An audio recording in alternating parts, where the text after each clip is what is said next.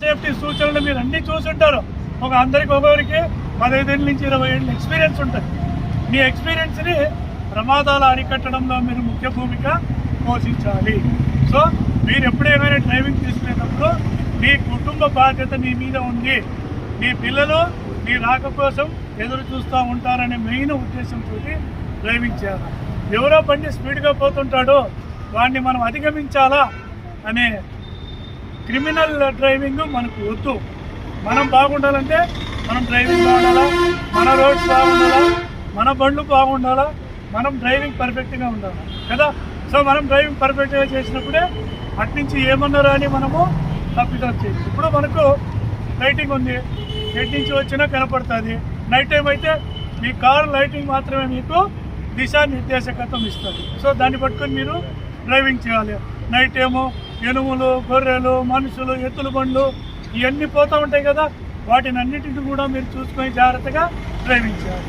అదే వర్షం పడుతూ ఉంటుంది, మీరు ఏమనుకుంటారు, ఇప్పుడు మనకెందుకు ఇప్పుడు వైపులు అవసరం లేదు, డే టైం అనుకుంటాం. కానీ ఇటు నుంచి ఆ గోరెంట్లో పోయే లోపల భయంకరమైన వర్షం వస్తే అప్పుడు మనం చేతితో తుడుచుకోలేము కదా. సో వైపర్ కంపల్సరీ పని చేయాలా. ఫాగ్ ఉందనుకున్న పొద్దునే పోయేదాం, హెడ్ లైట్స్ ఆన్ చేసుకోవాలా. సో ఇవి మనం ముఖ్యంగా చూడాల్సింది. బ్రేక్ సరిగా పనిచేస్తున్నాయి లేదా, ఇండికేటర్ సరిగా పనిచేస్తుందా లేదా, హార్న్ పనిచేస్తుందా లేదా, స్టీరింగ్ ప్లే కరెక్ట్గా ఉందా లేదా, క్లచ్ ఏమాత్రం ఉంది. సో మనం డ్రైవింగ్ చేసేటప్పుడు అది చూసుకోవాలి. సో కొత్తగా డ్రైవర్కి ఏదైనా బండి ఇస్తాం, అది పెట్రోలా డీజిల్ వేసుకోవాలో కూడా తెలియకుండా పోయి పెట్రోల్ బంకులో పెట్రోల్ బదులు డీజిల్, డీజిల్ బదులు పెట్రోల్ పట్టించేస్తే సో అది చాలా ఏం కాదు, ఆగిపోతుంది బండి.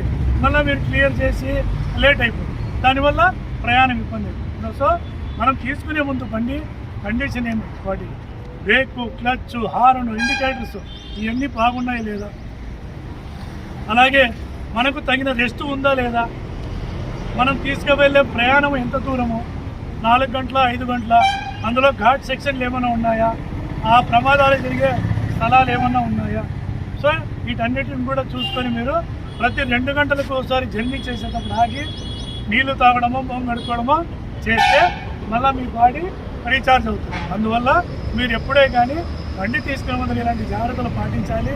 మనం ఇంతవరకు కూడా మీలో ప్రమాదాలు జరగకుండా మీరందరూ కూడా అందరి ప్రాణాలు కాపాడుకుంటూ ఉన్నారు.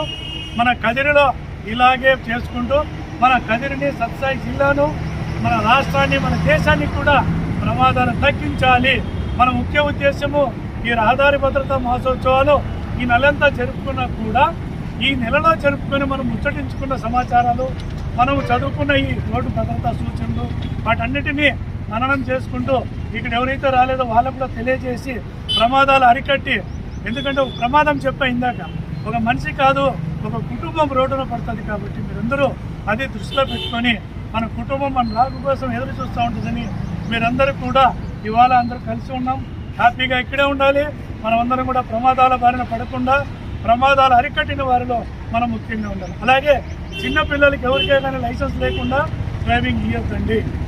ఎందుకంటే ఏదైనా జరిగినప్పుడు ఇన్సూరెన్స్ క్లెయిమ్ కాదు, ఎటువంటి పరిస్థితుల్లో మీకు ఇబ్బంది తప్పితే మీకు క్లెయిమ్ అనేది రాదు.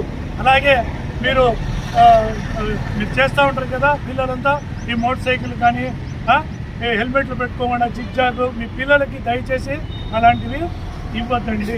ఎందుకంటే చిన్నపిల్లలు దేశ భావి పౌరులు కాబట్టి మీరు వాళ్ళ భవిష్యత్తుకి పునాది వేయండి, కానీ వాళ్ళ ప్రమాదాల బారిన పడేసి వాళ్ళ భవిష్యత్తుని గుంటు చేసి వాళ్ళకి అర్థాంతరంగా ఆయుష్ పోయేట్టుగా దయచేసి చేయొద్దండి. సో అందరూ బాగుండాలా, అందరూ మనం ఉండాలి. ఓకే, అందరూ కూడా రహదారి సూచనలు పాటించండి. ఇవాళ మనకి 1/1/26 నుండి 31/1/26 వరకు రహదారి భద్రతా మహోత్సవాలు ఇది జాతీయం నుంచి వస్తుంది. కాబట్టి మనకు సంవత్సరానికి ఒకసారి ఉన్నది ఒక నెల రోజులు జరుపుకుంటాం. అందులో ఆ నెల రోజులు మనం అనుకున్నవి సంవత్సరం అంతా మననం చేసుకుంటూ జాగ్రత్తలు పాటించి ప్రమాదాలు అరికట్టాలి. Okay, thank you.